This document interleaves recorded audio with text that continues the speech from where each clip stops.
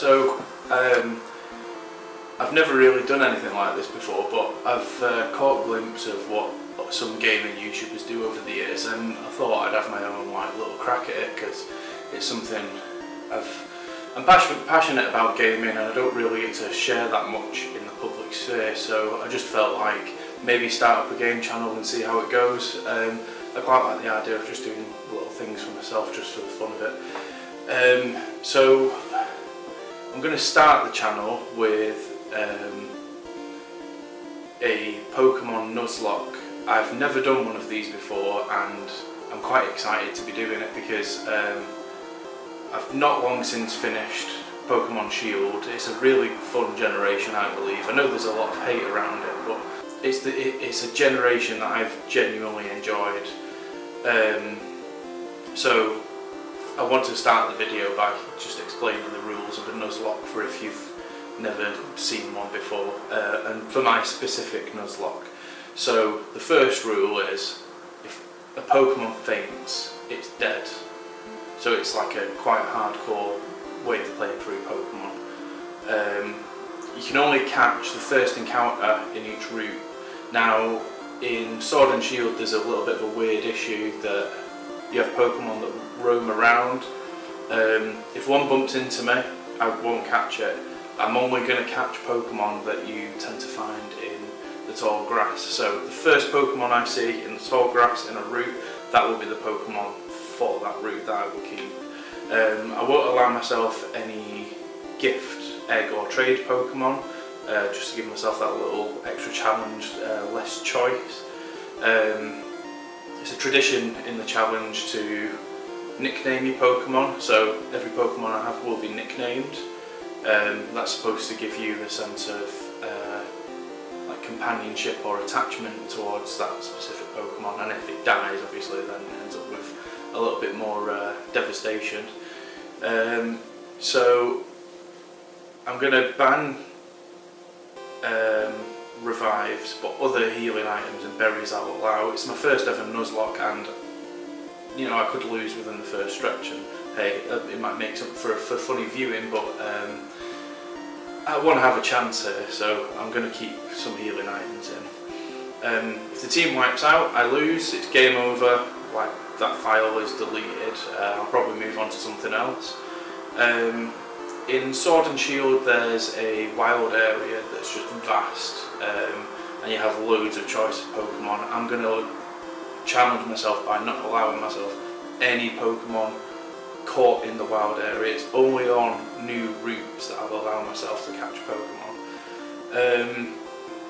I'll keep the battle style as set, which is the typical competitive online way of playing the game. So if you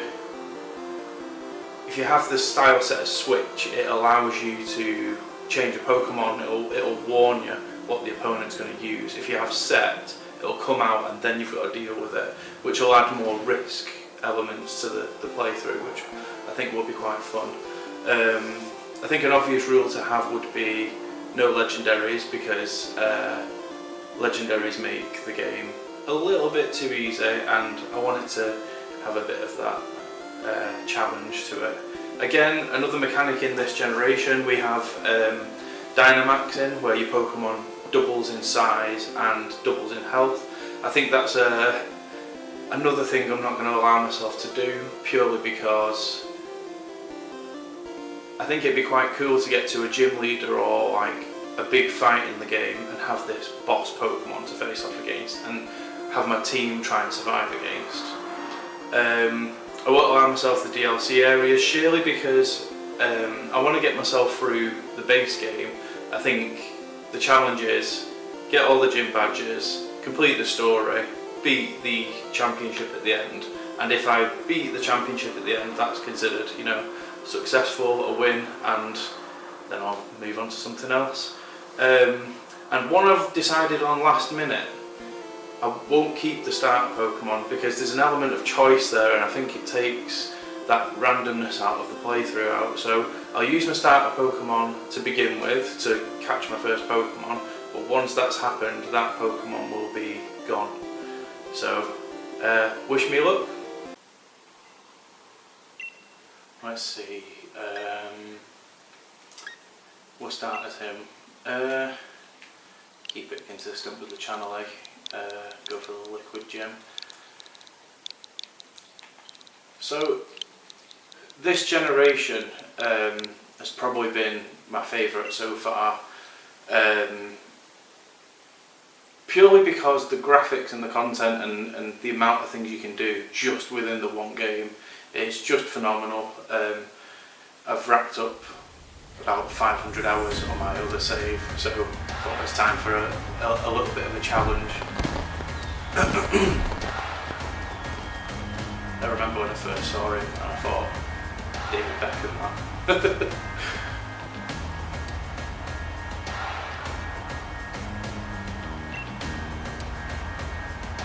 So if you didn't know, Gala is actually based on the UK, and I'm from the UK, which made it a more enjoyable experience for me because I got to see the cultural references and the sort of architectural influences and things like that, and the football thing with the stadiums, it's just so fun. Rather cute, and I can't remember what the Pokemon's called right now. Oh, come on, let's get going. We know what to do at this stage.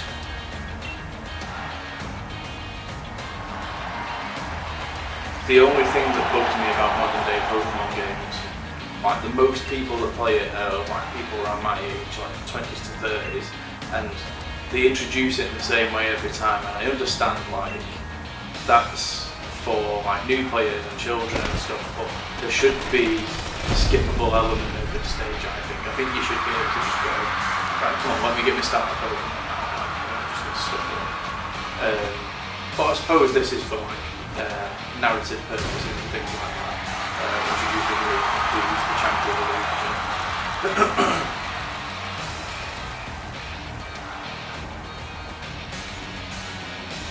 Although I don't like Leon's character design. I feel like his cape looks a bit too much like a rug, and all I can imagine is that being really scratchy around the neck, not very comfortable. But his Charizard's sick. And terrifying. In fact, the Charizard is the one thing I'm worried about murdering my playthrough, to be honest, because even on the save where I had choices for a team, I really struggled, and because I'm not going to be able to Dynamax, that's going to cause some real problems for me. Anyway, look at this. It's a massive jump up from Sun and Moon. It's such a beautiful game.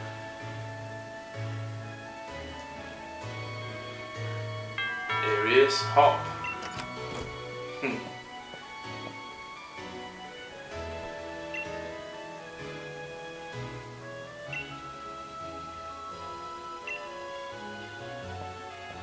Another thing about Pokemon as well that I've always found quite strange, the absent father figure. I don't know whether that's just a trope in Japanese culture, or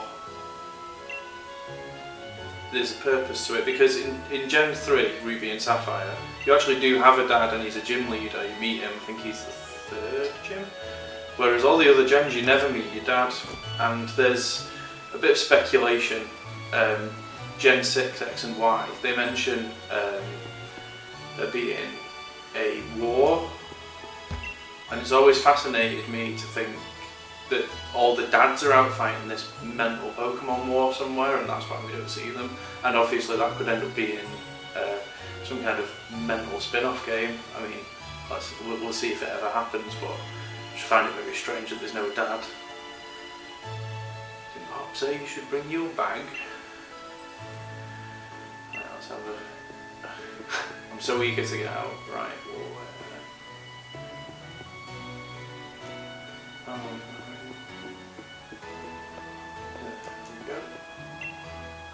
see, there we go. Dad's all back, where is he?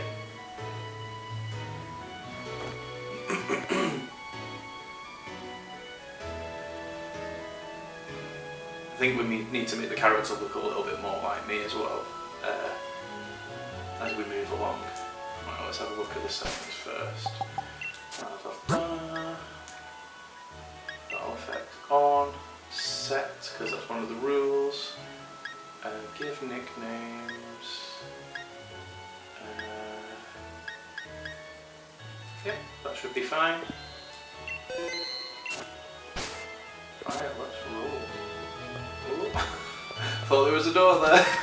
Got a real problem with doors and ladders in games for some reason. Right, here we go. So, this first town, what's it called? It'll tell us now. I think it's Postwick. I think it's based on Yorkshire from what I've gathered, like the sloping hill and stuff. There we go, there's Hop. Have a look at you, that old bag looks like a pullover. Yeah, I always wondered how they managed to carry so much things with them, but so many things. I kind of hope that I'm going to get a Wooloo on the playthrough because I've never actually used one in this game, so we'll see. We'll see if fate's on our side or not.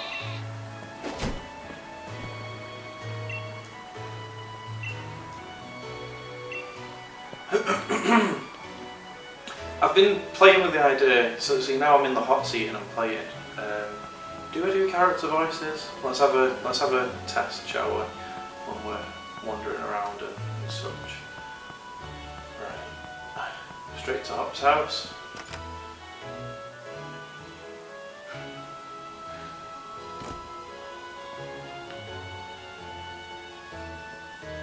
Mum, is he here? There you are at last, Hop. Mum's got a blood voice as well. I've got many voices under my belt. Oh, and you've brought Liquid Jim Mellow, dear. But where's Lee? Have you got him crammed in cupboard? Still not here yet for the 100th time. Honestly, Hop, must learn some patience. He's probably just arrived at the station in Wedgehurst. You know Lee's hopeless with directions. I don't know what to do with these voices. Right, okay. Yeah, that's probably for best. You gotta come with Liquid Jim. You've still never met my big bro, right? You can't miss out on your chance to meet the undefeated champion. I'll wait for you on the route. Honestly, the rest of his team are pushovers. It's that bleeding Charizard. Right, now let's just take a moment here. Look at this. Look how beautifully rendered everything is. People moaned about the trees, and I suppose trees have always been a bit of an issue in gaming. Like GTA 5, the trees look horrendous. They still haven't quite got them right, and I know in some games they look great, but like, are you really going to complain about trees in a game where you go and run around catching monsters? Like, surely the monster catching and fighting part is more interesting than worrying about a few trees. Also, in this generation, something I found really fun and different compared to the other ones, because usually you're on like linear paths and stuff. The way that the roads like wind and twist and stuff, it's a very British feeling, to be honest. You can go to some areas in the country and your legs will be like rock solid after walking around for a little while. But here he is, the man of the day, in the worst outfit imaginable.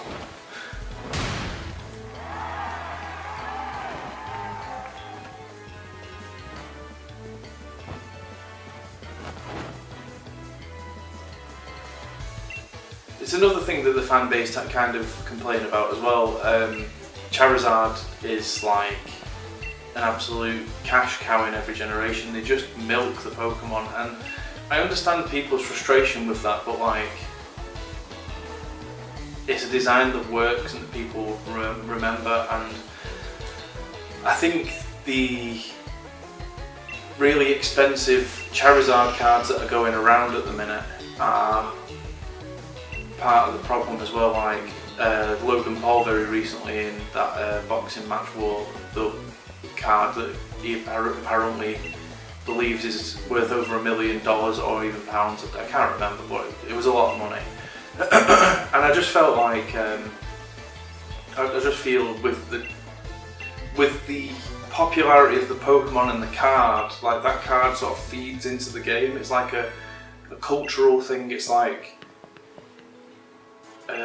supply and demand, I guess. The demand for him's there, and like, you know, you see people using Charizard on the teams in the online all the time, even though he's not like massively great in the competitive. You still see Charizard all the time, and I think it's just, you know, there's the sentiment and the attachment because of the anime and the sort of story and the what moves around Ash, and when they're on the adventures, and like obviously the Charmander that he saves by stopping the light in his tail going out, and then when he eventually evolves into Charizard, he disobeys him, and it creates this first weird conflict in the series. Here we go, we're on starters. Not that they matter for this playthrough, but hey, here we go. I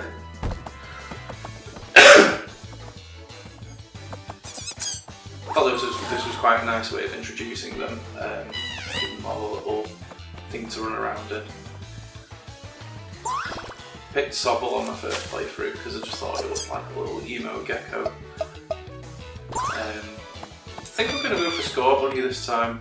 I mean, it doesn't matter, but I've just never picked Score Bunny, so I'm intrigued to see how useful he is for the 5 minutes I have him.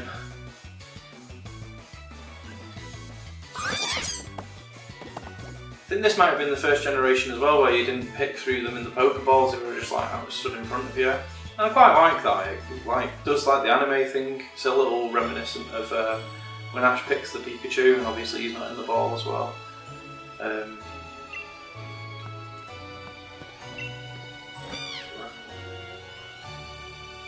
Yep, I'll pick Score Bunny. And just to get myself in practice, I'll give him a nickname. Let's see. We'll call him Kickoff. Because in British culture, you've obviously got football, but like, if a fight emerges, you can say it's kicking off, and like, you know, in a bar or in the street or whatever, it's like, give him a little bit of an edgy name for his 5 minutes of fame that he's going to have.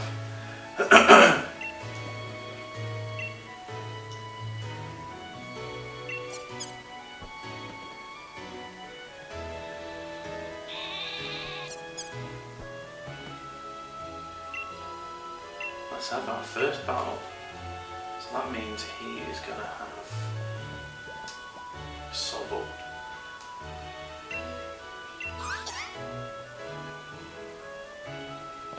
It's quite cool because you get to fight all of them still, because Leon takes the Sobble and evolves it into its last form, which is... oh my god, its name's slipped my mind, but it's a cool Pokemon. It's not what I expected it to turn into, but... I never really thought of barbecues as a staple of British culture, but apparently so. Maybe it's because like the weather's so rainy all the time that when the sun actually comes out, it's like, hey, let's get the burgers out. Did you build a little bit of love in that 5-minute barbecue?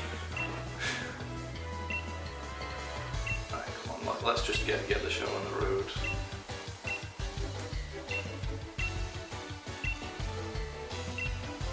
Yeah, let's kick his ass.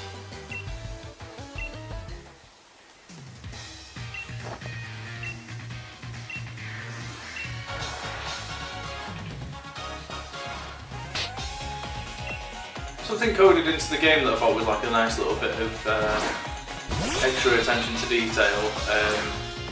When you get a super effective hit against Hop, he'll acknowledge it and compliment you on the acknowledge, which, you know, sometimes it's just the little things.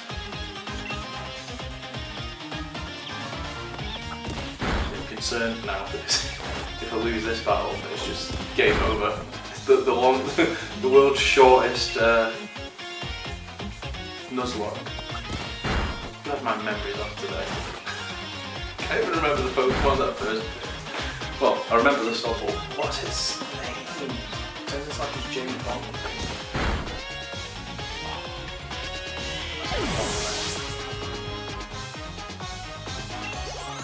Come on, kick off.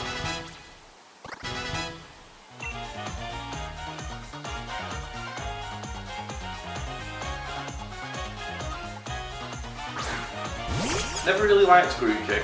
I don't like the first form, and he turns into this big gorilla drummer, and the drum just doesn't make any sense. There we go. It's like you've played this game since you were a child.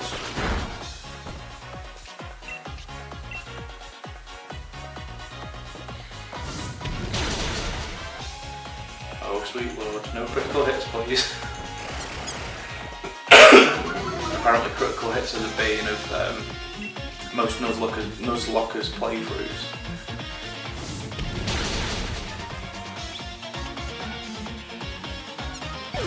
There it goes, and that's my first battle. Probably the only one that they're going to hand to me. And this is where it gets exciting, because God knows what I'm going to get in this first area. There are some absolutely dogshit Pokemon in this first area, like the squirrel. I can't remember that. I'll remember its name when it's there.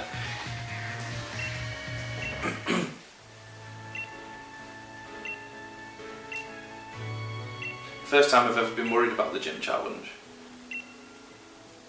Adds a little bit of like extra weight to the game, I guess. Like just knowing that if all your team die, you're done. Souls. Right? Oh yeah, we've got to go through what's it called now? The slumbering weald.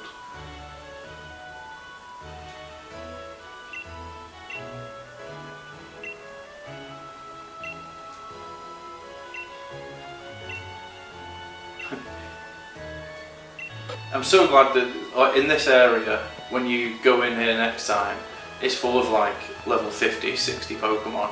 And I'm so glad for this section that they've like scaled it down, because like if a Weezing came at me now, the game would be over again. So I'm wondering when they're going to hand me some Pokeballs, because maybe I could catch a Pokemon in the slumbering weald now and get a bit of a start.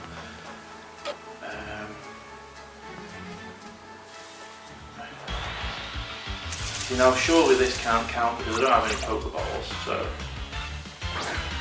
yeah, that's a little unfair.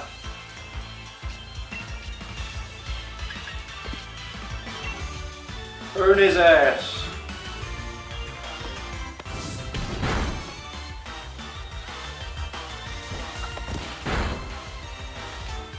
So, in the sort of competitive scene, Scorbunny's final form, Cinderace, is an absolute nightmare.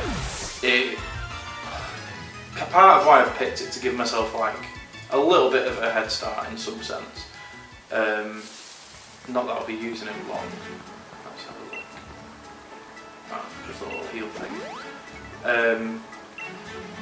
He has a hidden ability where his type changes depending on the move he uses, which, you know, and it's not just that, his speed stat's ridiculous, so he always gets to hit first, which means he hits hard and he changes his type, and you're never going to know what type he's going to turn into. So it's just an absolute beast.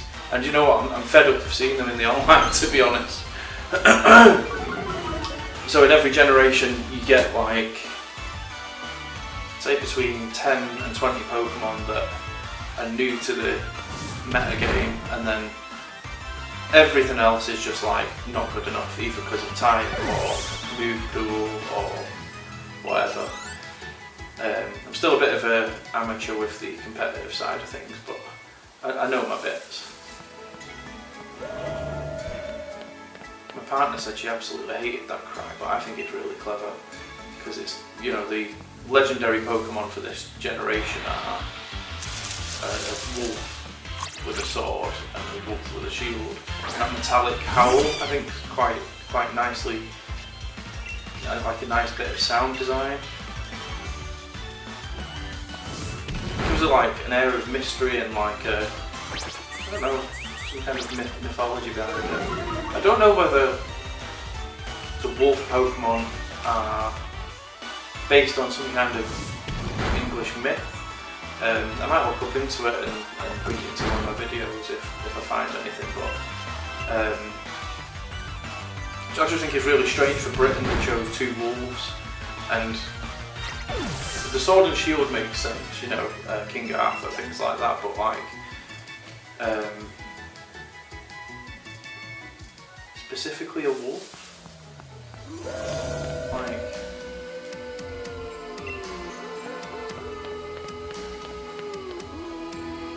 dog and cat, you know, like British people are very big on their pets and quite polarised on which is their favourite, but the wolves, I don't know. Now this battle can't count either because it's a plotline battle. You're supposed to lose.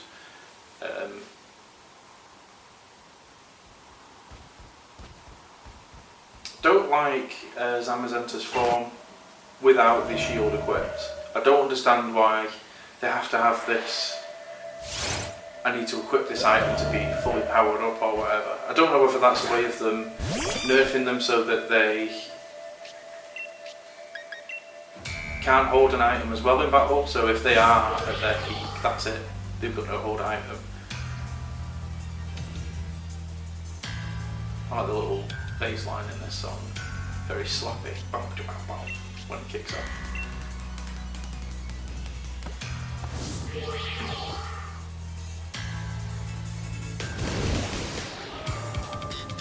Again, brilliant sound design, like muffling the music up like that just to like give that feeling of being like lost in the fog and not understanding what's happening to you. That's really cool. And off we go.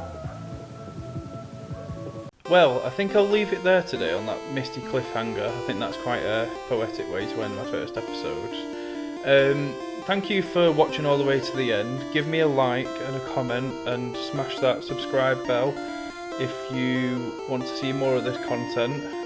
I'll hopefully see you in the next episode, and thank you for watching. Bye!